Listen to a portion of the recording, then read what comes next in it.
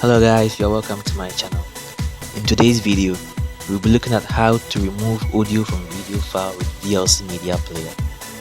First, open your VLC Media Player, then to Media, click Convert. Click the Add button to add the video you want to mute. Then click Open. Click Convert and click the Edit Selected Profile button. Click Audio Codec and then uncheck Audio. Then click Save. I'm going to save this video on my desktop and name it My Video. Then after naming, click Save. Now click Start to begin the process.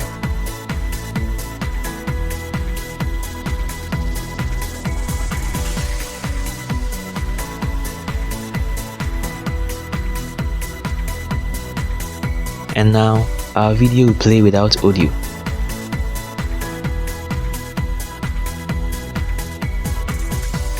Thanks for watching. Subscribe if you've not yet done that, and see you in the next video.